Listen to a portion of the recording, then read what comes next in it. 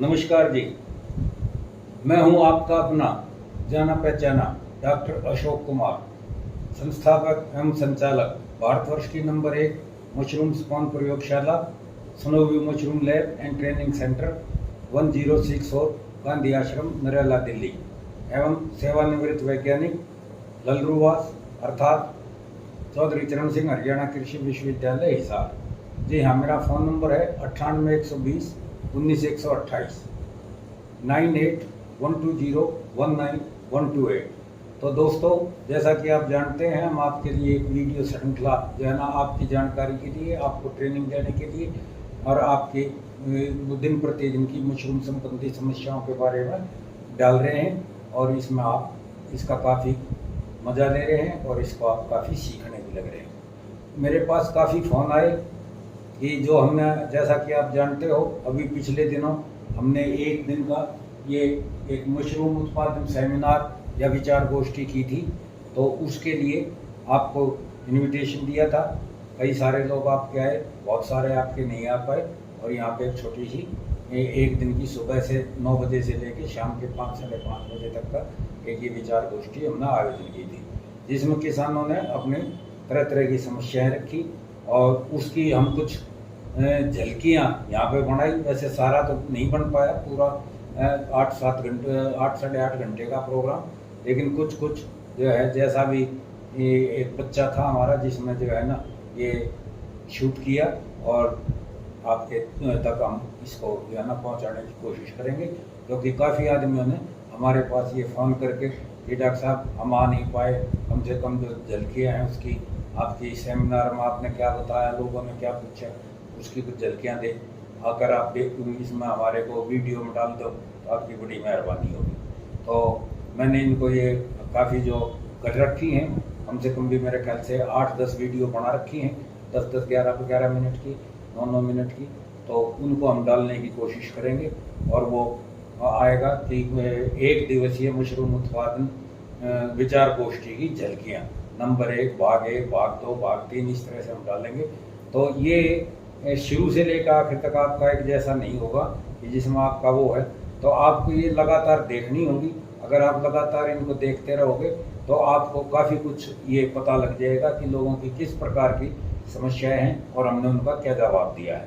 तो ये जो हमने आपको अभी बताया है, इसको हम उन झलकियों के साथ जोड़ के और आप तक वो करेंगे। तो दोस्तों, आइए देखते हैं 1 दिवसीय आधुनिक मशरूम उत्पादन की विचार गोष्ठी की झलकियाँ आप तक प्रस्तुत हैं।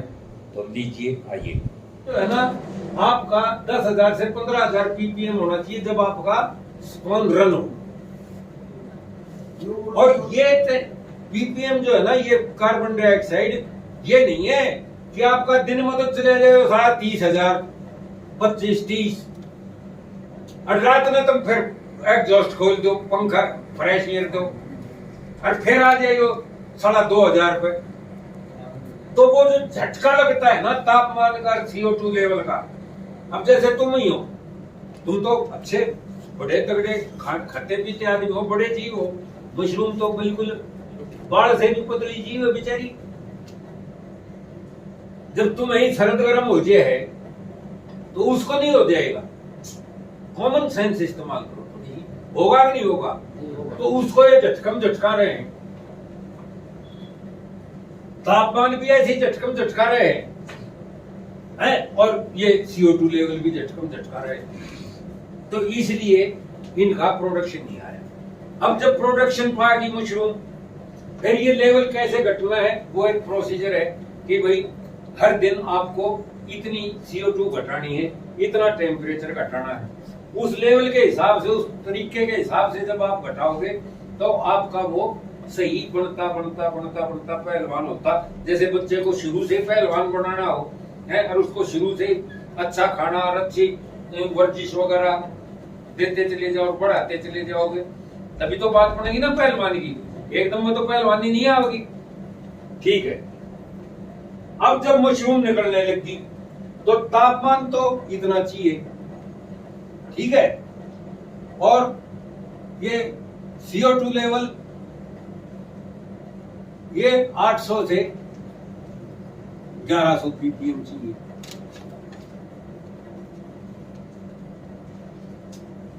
देख लो कितना फर्क है प्रोडक्शन के टाइम पे। आपने वीडियो में 700 बता रहा हैं 700 बता रहा वीडियो 800 बना रखा होगा, 800 है, प्लस माइनस 100 ppm को कोई फर्क नहीं। 800 से 1100 बता रखा 800 से होगा। क्या?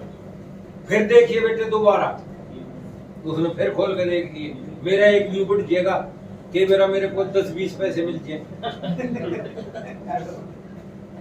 तेरे को ज्ञान मिल जाएगा, मेरे को 10-20 पैसे मिल जाएंगे,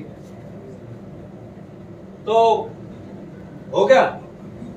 अब इसमें भी वही झटका, रात को खोलेंगे दिन में उसमें फिर 5-5, 7-7, 10-10 हजार ppm बोतल दे। जब आपका कार्बन डाइऑक्साइड ज्यादा होगी तो वो जाड़ा जो है ना वो ऊपर आ होगा, वो जो मशरूम बननी चाहिए वो को नहीं बने।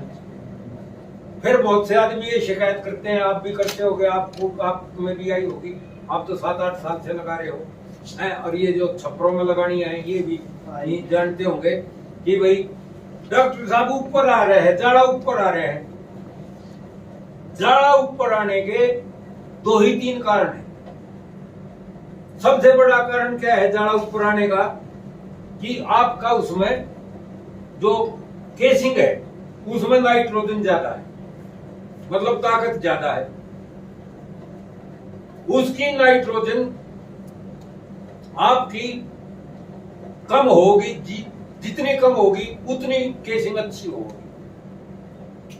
अब कई क्या है जो कहती मैं तो बहुत अंडी हूं, मेरे को तो गोबर गैस प्लांट का खाद मिल जाता, मतलब तो वो कर रखे है अजी, मेरा तो ताजी खाद है, बहुत बढ़िया खाद है। अब इसमें नाइट्रोजन कम कैसे होगी? अगर 2 से 3 साल पुराना होगा जब उसमें नाइट्रोजन कम होगी, या आपको उसमें नाइट्रोजन कम करना आता हो कि भाई बढ़िया बना लिया है और अब नाइट्रोजन कम करनी है, डॉक्टर साहब ने उसमें बता रखा था कि भैया फुहारा लेकर खड़ा हो जाए और इसके ऊपर खूब फुहारा मार, पानी आराम से पानी मारते चले जाओ, उसमें पानी लगता चला जाएगा, धोता चला जाएगा, नीचे निकलता निकलता फिर बह के चल देगा सारा लाल लाल। उसमें 2 से 3 बार अगर आपने कर लिया, पानी धो दिया, इसको बोलते हैं वॉशिंग, केसिंग की वॉशिंग करना, धोना, धुलाई करना। धुलाई में नहीं है कि भाई आपने कपड़ा लिया और आप तो भाई पैसे वाले आदमी हो, घर में वॉशिंग मशीन लगा रखी है, ठा के गेज दिया और धो दिया और बस उसमें निचोड़ दिया और सुखा दिया। अलग अलग किस्म की कपड़े की वॉशिंग अलग है, केसिंग की वॉशिंग अलग है, आदमी की अलग है। ये जाना है कि भाई आदमी की लक्षों से हो, ये तो ये पुलिस वाले बताओगे थानेदार साहब, दूसरे जाने। तो ये है सर, जैसे मान लो हम लोग तो क्वालिटी ही करते हैं, तो उसमें तो नाइट्रोजन लेवल। अब मैं बताता हूँ आपको क्वायर पीट में भी, ये क्वायर पीट जो है ना ये भी कई किस्म का आता है, वाश्ड एंड अनवाश्ड। और इसमें जो आपकी केसिंग है उसमें आपका वो होना चाहिए, क्या कहते हैं, नाइट्रोजन परसेंटेज और आपका इलेक्ट्रिकल कंडक्टिविटी, ईसी जिसे बोलते हैं।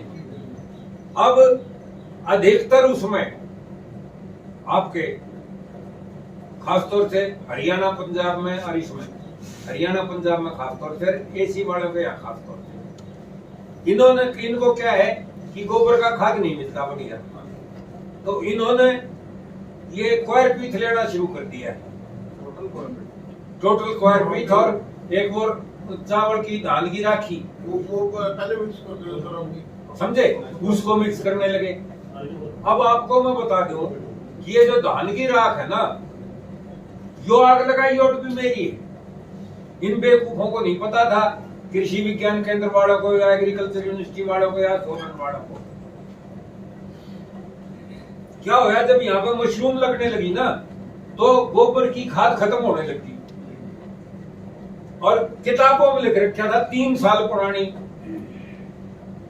तो किसान का जो है ना एक ये खास वो होता है कि अगर उसे अपना छोरा भी काट के दाबना पड़ जाए ना पानी के चक्कर में, तो अपने छोरे नहीं बैठा देगा भरी ठंड में कि तू बैठ बेटे, पानी टूट गया, तू बैठ, मैं फिर माटी लगाऊंगा जब पानी रुकेगा, नहीं तो रुका हुआ।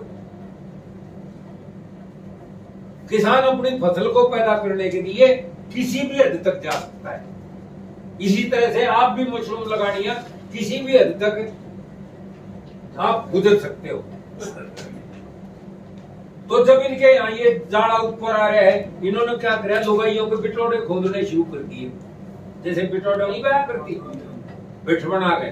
तो ये जाके अपने गांव में बिटोड़े खोद लिया कि यहाँ में लगा 2 साल पुराना, उसने ले लिया, उसने कर दे। और वो पका हुआ खाद नहीं था, वो सूखा गोबर था, उसकी नाइट्रोजन परसेंटेज ज्यादा थी, वो ऊपर आया करता। तो फिर मुझे दिमाग दौड़ाता मैं फिर इस दिमाग पर पहुंचा, यहां से जाया करता मैं आपका सोनीपत से ककरोई बधाना जाया करता। वहां रास्ते में एक ये चावल मिल पड़ता था, सेलर छोटा सा, और उसकी सारी राख बाहर रहा करती, वो उसको उठाना मौत हो रही थी। और वो धान का छिलका भी नहीं बिका करता। तो कोई बात नहीं, मेरे को वहां से ज्ञान प्राप्त हुआ। फिर मैंने वो अपने हाथ थोड़ी सी वो करके देखी, मैंने कहा भाई जाड़ा ऊपर आओ ना तो ये कर। तो मैंने इनको बताना शुरू करा।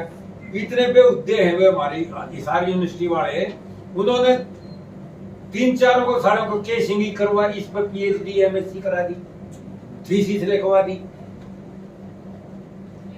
और उन्होंने जो है ना एक रिकमेंडेशन दे दी कि भाई इतने % अगर ये मिला के दोगे ना, तो उन्होंने तो 10-20 बैग के ऊपर करवा के देख रखे ना, है उन्होंने प्योर की भी दे दी। हाँ है, मुझे पता है वो जिस आदमी ने कर रखा है, लेकिन वो मेरा भगत है, तो इसलिए मैं उसका नाम नहीं बदनाम नहीं करना चाह रहा, क्योंकि प्योर में तो बहुत दिक्कत आती है।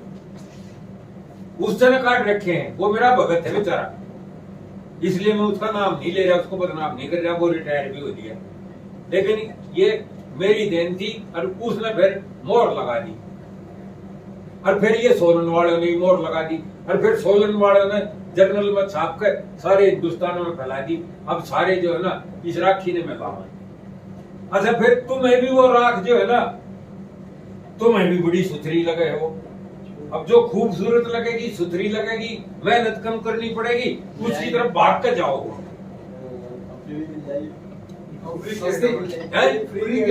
फ्री की आइटम है। अब मेरे को तुम्हारा पीछा छुटाना मेरी जान को समस्या होगी। जहां मुझे राखी पड़ी पाजे है, मेरा दिमाग खराब हो जाए, मैं उसे 2, 4, 5 गाड़ी दे बिना मानता। तो दोस्तों, ये झलकी हम यहीं पे समाप्त करते हैं। जैसा कि आप जानते हो ये समाप्त हो गई है। इसमें मैं 2 शब्द कहना चाहूँगा कि अगर किसी के प्रति किसी का नाम लिया गया है और उसे ये नाम अपना पसंद नहीं है, तो वो कृपया अन्यथा न लें। हमारा कोई ऐसा वो नहीं था कि हम किसी के मन को दुखाएं या कोई किसी को चोट करें। लेकिन अगर कोई अपशब्द भी अगर इसमें बोलते बोलते आ गया है, तो उसको भी आप अन्यथा न लें। और अब इस झलकी को हम यहीं समाप्त करते हैं। अगली झलकी के देखने के लिए आप तैयार रहिए। 2-4 दिन के बाद जैसे इसके 401 व्यूज़ हो जाएंगे, हम अगली झलकी डाल देंगे।